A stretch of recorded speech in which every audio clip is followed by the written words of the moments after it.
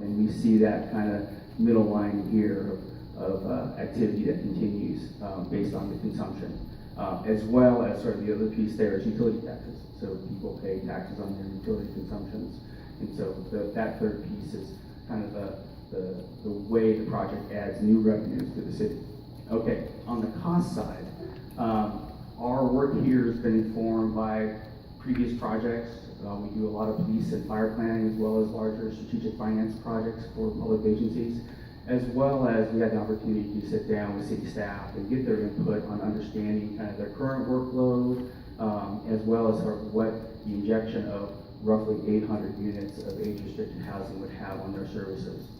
And here, the impact is really felt in a few key public-facing or direct service-providing departments. The first one is obviously the police department. So new roads, new households, there's some expectation that you would have new calls for service that would require increases in staffing and all the associated costs that would go along with that.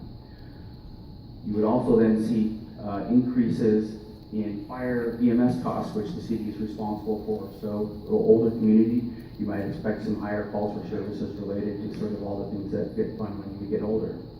And then the last two big public-facing pieces. Can I clarify, was your analysis based strictly on the 800 homes, or was it on the? Yes, so I was going to get to that. So our analysis here is just looking at, if we go back to this map, we are just looking at the proposal for 800 so housing units within this area. We are not looking at any changes in revenues or services in this area. With that said, our understanding is planning for that would occur as part of with the city in terms of its sort of land use planning upon annexation. But from a fiscal impact perspective, given the uses that have been talked about here to support the housing or some light commercial activities, we would expect our findings to be consistent in either case. Okay. Okay, so obviously fire costs, but then right now at the conceptual phase, since we really don't know how much roads or how many parks, we've used current city standards with regards to sort of park planning level of services to kind of program out some sort of acreage of parks, some lane miles of roads, and to load in the obligation that the city would have to really support those costs in terms of operations and maintenance over time. Because the city is bigger, more staff and fire, police, and some of these costs, it also gets a little bigger in its overhead and its indirect services. So we actually do account for some costs in administration and finance that help support what is a larger city. So,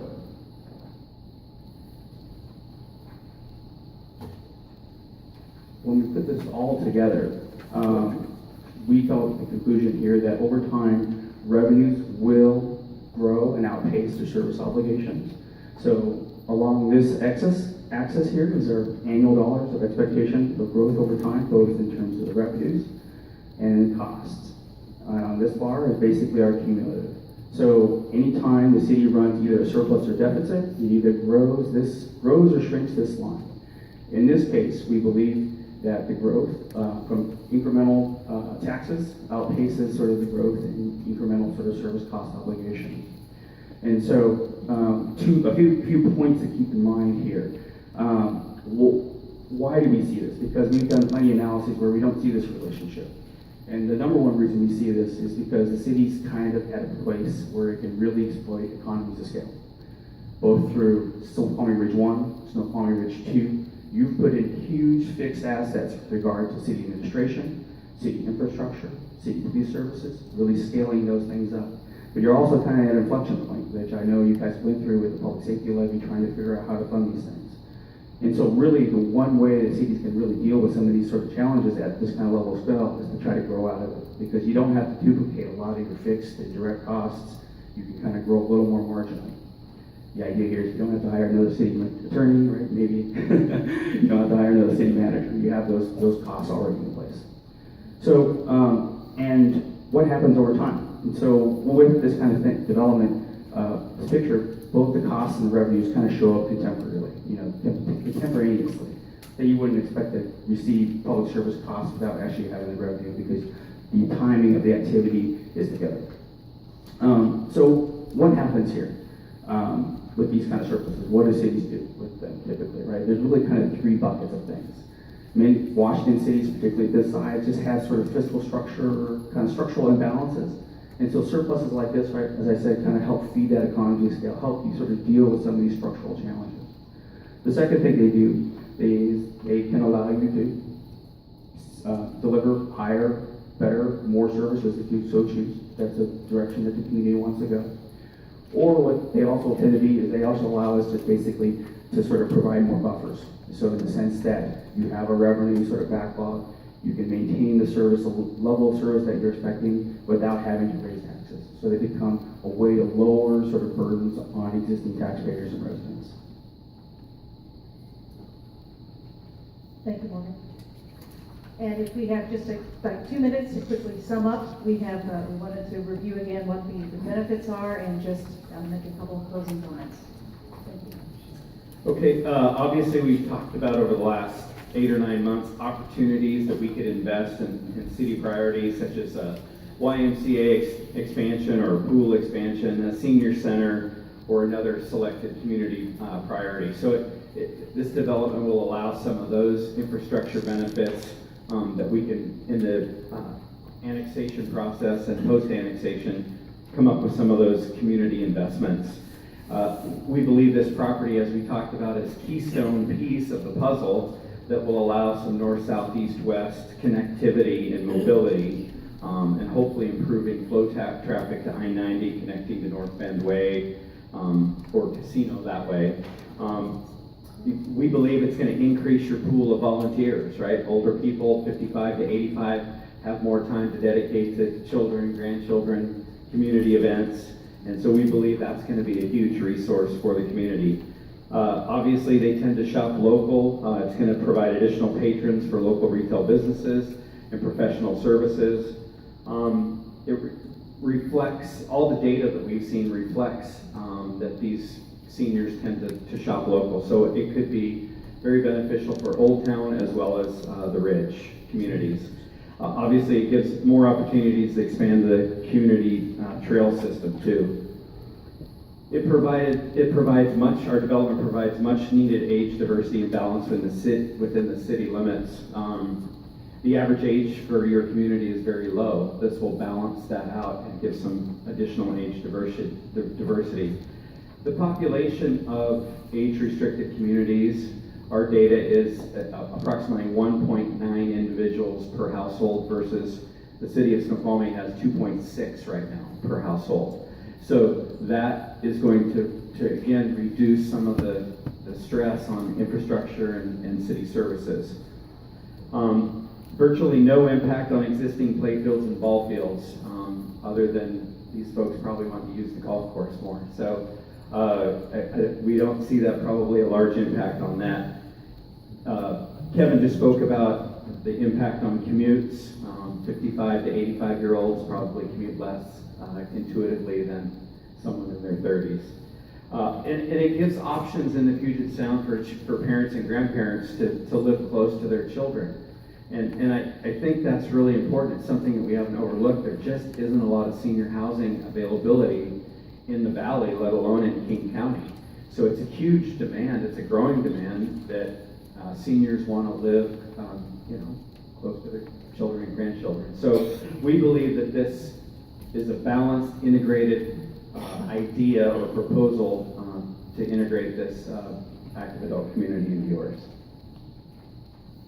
Great, and finally then, a few things we just wanted to remind the City Council of, that the annexation area that is proposed for annexation is within the city's urban growth boundary. And under the state's Growth Management Act, those urban growth areas are intended to encourage urban growth, and outside of those areas, urban growth is prohibited. So the efficient use of our urban growth areas is a very important component of managing growth in the region and in the state. The particular proposal that we have brought forward for the active adult housing is consistent with specific comprehensive plan policies for this planning area. The comp plan talks about innovative uses that include senior housing or retirement communities, and so it's very consistent with that. On the westerly edge where the commercial area is, again, we're very flexible as to what that could be. It could include workforce housing over retailer, small scale retailer commercial, it could be an expansion of the business park, it could be assisted living. That's a community conversation that we could have later in the process, and we're very open to what that could be. Tom Porras has explained how water resources are available in the near term and how the farther out phases can be supported by the city's water right application. And again, I wanted to emphasize for the city that it has taken the Snoqualmie Heights partners several years to align the existing owners of this property to come together with this notice of intent to annex. And that has been a challenge to pull everyone together. They're now moving in the same direction. We believe that we had 60% in supporting the annexation proposal at 60% when we come forward. And that has taken a huge effort to get there. So just because it's in the urban growth area doesn't mean you will always have the same opportunity. People have different needs. All these properties are owned by people with different timelines and everything else. And so this effort is before you now, and the opportunities that we've described are before the city now. So we believe it's in the best interest of the city and the community for the council to authorize this 10% notice of intent to annex to continue the conversation. We're asking council to give us that opportunity, and we hope to continue this conversation with you long into the future. Thank you. Thank you, Ann. Okay, at this time, it's our intent to allow for some public comment. But please note that there's a full agenda the council is supposed to attend to. That's why I want to try and wrap it up within an hour. I was hoping to let you folks get out of here by 9, but we've run a little over. But if you're willing to hang around, know the council's going to be hanging around long after you all go. But we continue to get to that business in a bit. And just so you know, we wanted to give opportunity for the public to comment at every one of the 3 meetings tonight on the 31st and on the 14th of August. So that we had a staff response or report into this as well, but we'll give opportunity at the next meeting for the staff to respond to some of these issues on water rights. It's been common practice for annexations in the city to verify assumptions. We hired Burke and Associates during the second phase of Snoqualmie Ridge to do a in-depth sort of cost-benefit analysis, to check all those assumptions, traffic analysis, and so forth. We always do peer review. I didn't hear you guys speak. Just a point of clarification, I think because we're kind of short on time, if council provides Jody with our questions for That would be great. And we can you answer folks. next week. Sorry. Yeah, that's a great idea. There's not much time for Q&A from the council tonight. I think we're just here to listen to the public respond now. And of course, the public will be more informed when the staff gives the responses, more addressing issues like traffic and impacts, water right issues, and although the data may come from the same place, some of the conclusions and comfort levels on interpretations might be a bit different. It occurs to me that I would love to have WashDOT's assessment on what they think is going to be the life of that divergent diamond improvement, given that it's not really addressing the billion-dollar problem of it's only a small portion of the second piece of the problem of the interchange, which is the $1 billion needed to complete the widening of 18 over to Hobart Road on the path. You guys didn't speak directly. One of the third things the council has to answer, and perhaps we could take that up a little more at the next one, that was about taking on the city indebtedness. I guess I heard in all that the answer is yes. But maybe if you could speak to that more directly next time too. We can certainly do that. Okay. Yeah, that's fairly standard. So, but Yeah, we whether it's can- like a fire station bond and all the infrastructure and other things that you would, okay. Yeah, we can address that. I did neglect one thing. We have a number of letters of support that we wanted to submit to the council and the record. Okay, we've been getting letters of support and an opposition too, and so Mark's collecting all those. And posting them to it. Okay. I should also note there's 4 or 5 seats here. I saw some young families out there. I don't know if they want to come in, but there's 4 or 5 seats because the Sunwolf plan left. So if you guys want to come take those, that would be great. They're just next to Leslie and Dan. Okay, so with that, we have about 36 folks that have signed up to speak, and it's been traditionally, if someone hasn't had a chance to sign up, I say, at this time, I don't think we're gonna have time for anyone else, so we're gonna just stick to those that signed up tonight. For the sake of brevity, I'm gonna just ask you to state your name, because we have already captured your address, unless it's omitted or missing here. So we come up to speak. Again, and I'm gonna limit it to a minute and a half. We have 36 people, do the math, times a minute and a half, we're running about an hour at that, so you'll have more opportunities for public comment. So with that, we're gonna start with John Coyle.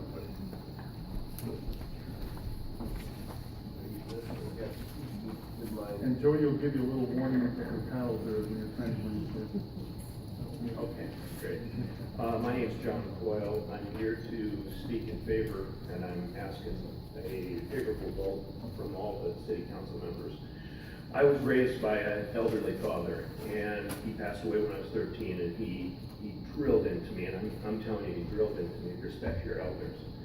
And looking around, and what my investigation here is that this community is a little underserved in service of the 55 community. And there are just not homes, single level, master on the first available. And so I'm very much in favor of this 55 community, and I think it's something, and who are these seniors? You know, they are more and more right here in this community. They're not somebody that's necessarily gonna move in. Their grandparents, their parents, were nationally growing in this area, in the 55 and above, at a very high rate. And you know, I'm a little disjointed here, I'm sorry, because I was expecting a little more time, but that's all right. Are we gonna force our seniors into other communities? And that's what my understanding has been going on. I have gone around to businesses, I have not run into a business that's against this. And I think we should give consideration to this thing, it's strong consideration, and I'm for it, and I hope that you'll vote for it. Thank you. Thank you, Mr. Coyle. Oh, and I feel to note that I feel your pain and frustration at having your time limited to a minute and a half. More times than not, I've spent much time doing a courtesy, perfectly drafted 2 or 3 minute speech to go down to Olympia, when suddenly at the hearing they changed it to 1 minute, and I'm scrambling to rewrite all the notes, and then I have to drive an hour back. So they do that to mayors too. Dave Beck, Mr. Beck.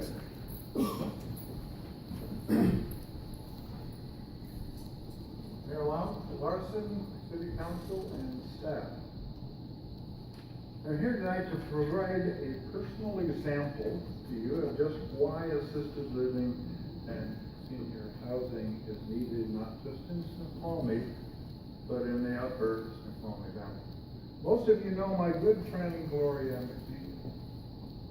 She and her husband raised their 2 boys in the valley and moved into their home on Dune Avenue in 1940, the year I was born. Gloria was an incredibly involved citizen all of her life. The list is long. I'll mention that, well, she's an honored life member of the Snoqualmie Arts Commission. She also was given a key to the city. Lots of amazing stuff that a lot of you folks have been involved in. Gloria McNeely is 98 and a half. Now, when you're 98 and a half, matters.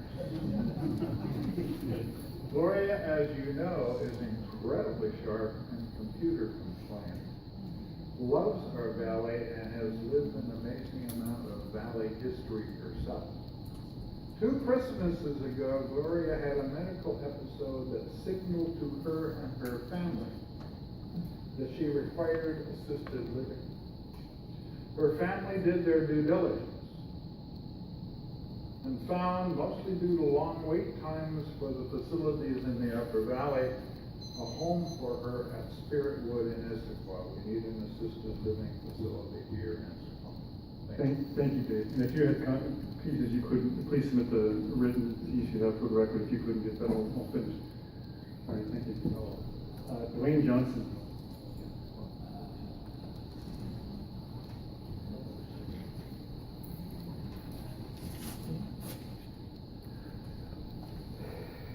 Dear Mayor Larson, and I'm Dwayne Johnson.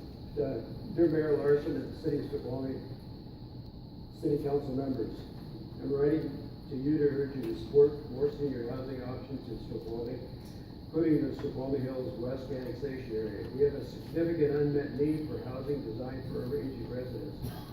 Over the last 10 years, many residents have had to leave the valley because they reached an age or had a disability that required a single-story home or master on the main. Eventually, all 13,000 of us in Snoqualmie will be included in this demographic. This is a common problem with newer housing developments. The economics of home building encourage the building of large homes with many upstairs bedrooms. This means lots of young families move in, and when the kids are out of the house, they start looking elsewhere, and another young family moves in. Some may want to leave, but for all of us that love this city and want to stay, we just don't have an option. Many of the 55-plus communities in the region are more than an hour's drive from Snoqualmie. We also like the proposal that may include options for assisted living facilities and workforce housing, both of which are lacking in Snoqualmie, even as the need continues to grow. With the final stages of building out our urban growth area, now's the time to act. Something will be built in the Snoqualmie Hills West annexation area.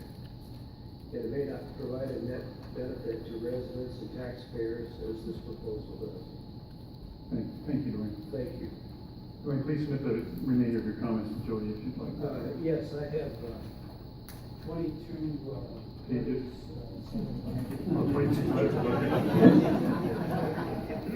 All comments will be posted to the city's website. Thank you, Dwayne. One of those was from Gloria McNeely.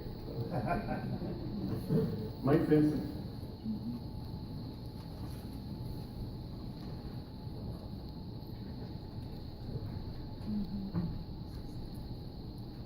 Thank you. Mike Vincent, well, you've got the address, sorry. I live in the annexation area, and I'm here in support of the annexation. I'd also like to submit 22 letters of community support. These are from residents of Snoqualmie, as well as stakeholders such as local business owners and citizens advocating for more housing options, specifically designed for seniors. I want to compliment both the council and the development team for taking what I believe to be the best course of action relative to this process. That is to give the public as much notice as possible, make as much information available as possible, and to allow for as much public comment as possible. In addition to all the other reasons, you've been asked to extend this feasibility process beyond the 60-day window. I'd like to add that there have been many misconceptions circulated in the community, probably more coming. I think it will be difficult for the development team to correct them all in the 60-day window, and I'd like to see them have the opportunity to do so. Thanks. Thank you, Mr. Vincent. Great casting.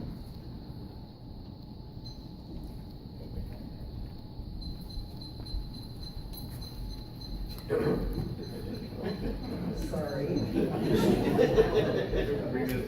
You should be taking advantage of this time. Is that it? Good evening. My name is Greg Castman. I have lived in the upper Snoqualmie Valley since 1973, 44 years. As a current property owner and resident of Snoqualmie Heights since 1987, I am here in support of the annexation proposal for the properties in Snoqualmie's designated urban growth area. With a current majority of property owners within the UGA aligned to move forward with annexation and a top shelf development team in place, an active adult community could meet many of the city's current needs.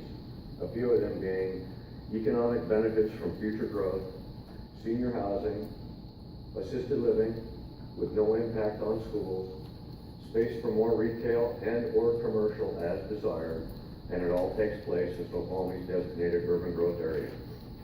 I urge you to take a close look at this opportunity while the opportunity still exists. Here are 27 letters from local residents supporting annexation and an active adult community. Thank you. Thank you, sir. Are these letters repetitive?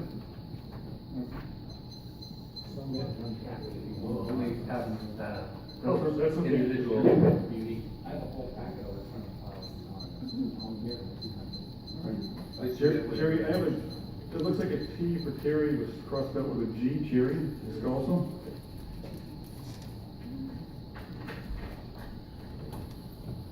Jerry Scalzo, I live in the subject property. Thank you for the opportunity to comment on the proposed intent to annex property within the Snoqualmie Hills West area. I'm a proponent of the intent to annex and subsequent annexation into the city of Snoqualmie.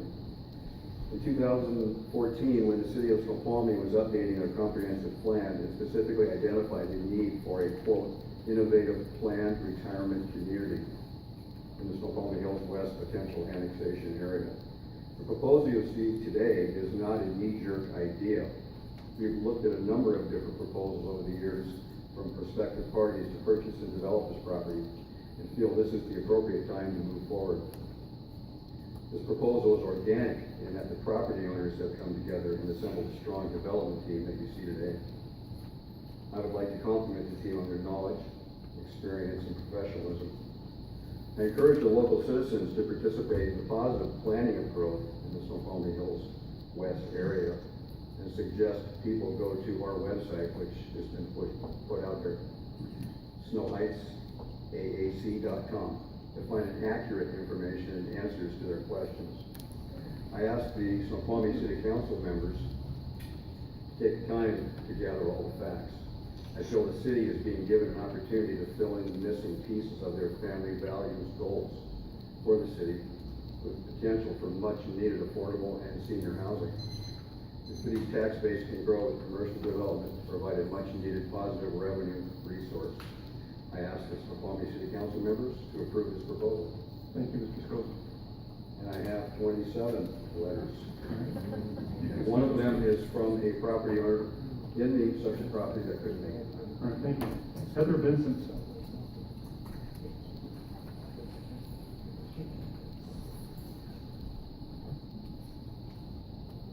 Heather Vincent. I live in the Snoqualmie Hills West UTA, and I am in favor of the annexation proposal. I've also brought these letters of support from various community members. All right, Colette Johnson.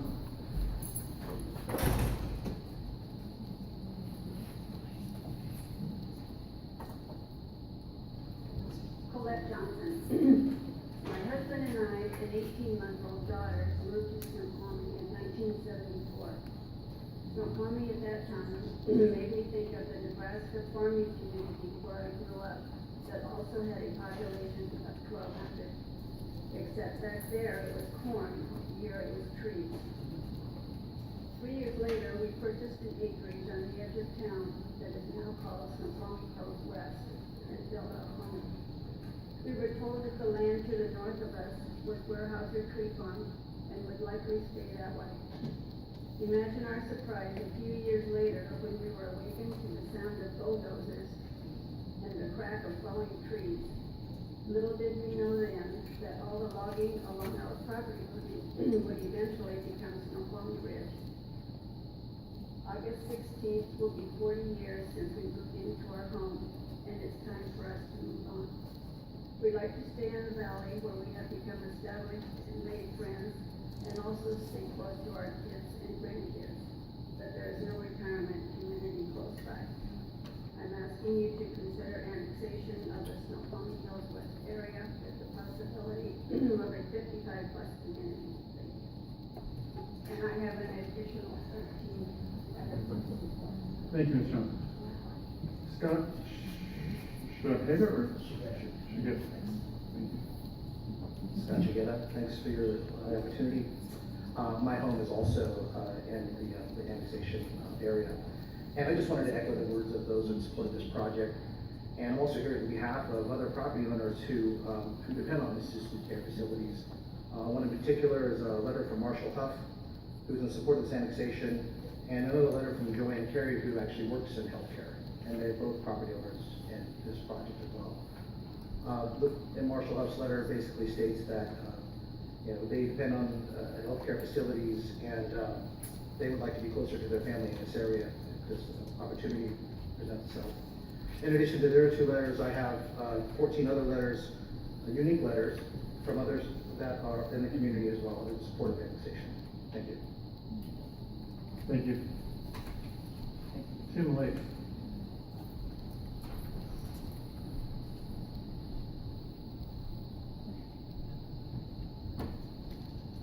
Most of everything I have has been covered.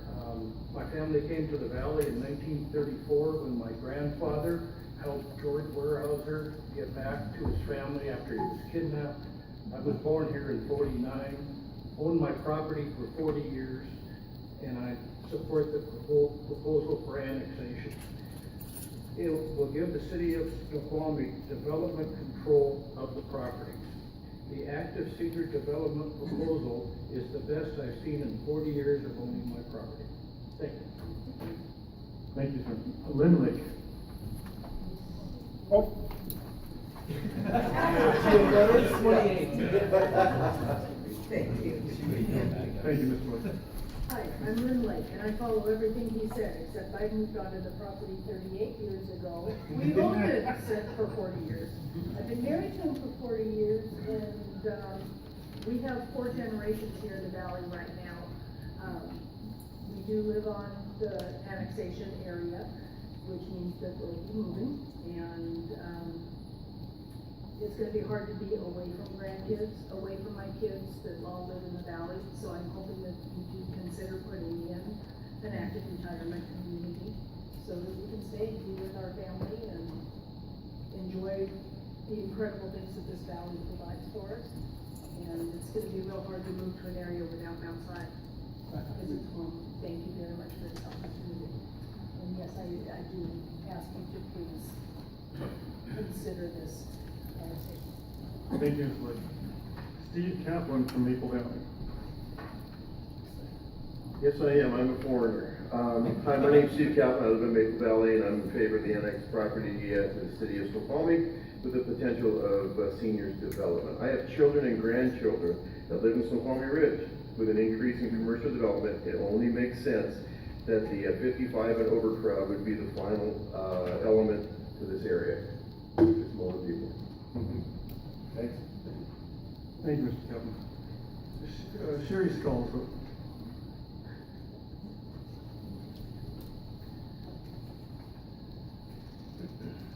I'm Sherry Scalzo, and I've lived in the Snoqualmie area for 38 years. The last 26 have been in the area that we were talking about, and I just want to give my support to the proposal to annex my property within the Snoqualmie Northwest area into the city of Snoqualmie. Thank you. And I also have letters of support. Thank you, Ms. Skulls. Quentin McDermott.